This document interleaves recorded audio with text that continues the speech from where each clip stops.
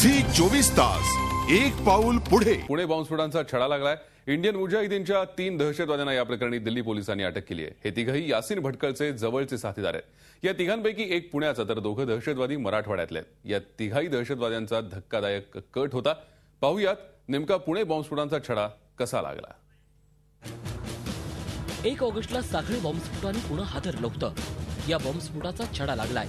दिल्ली पोलिसांच्या विशेष पथकानं 3 संशयितांना अटक केली आहे। सय्यद फिरोज, इम्रान आणि असद अशी या तिघा दहशतवाद्यांची नावं आहेत।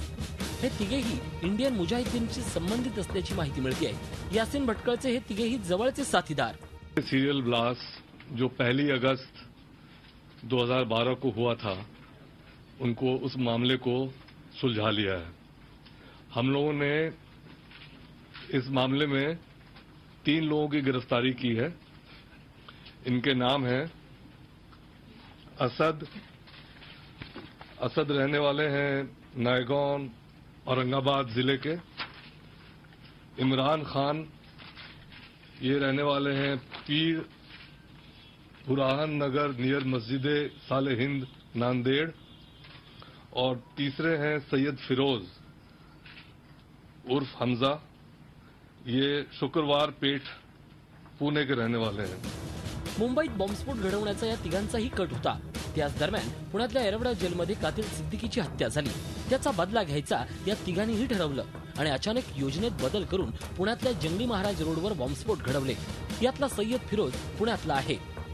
एक्चुअली उनका बिजनेस जो भी रहता है, तो हमारा जो भी परचेसिंग रहता है माल का, स्टफ जो कपड़ा विपड़ा रहता है, उसके लिए जाते हैं। हमारे पास कपड़ा जो भी आता है वो यानी कि बहुत जगह से आता है, बॉम्बे से आता है, दिल्ली से आता है। हमारा जो है शेरवानी का काम है, बस और कुछ भी नहीं है। असद आणि इम्रानला 26 सप्टेंबरलाच अटक करण्यात आली होती। या तिघांच्या अटकेमुळे आता पुणे बॉम्बस्फोटाच्या तपासाला वेग आलाय। अटक करण्यात आलेल्या तिघाही दहशतवाद्यांकडून आणखीन धागेदोरे उलगडण्याची शक्यता आहे।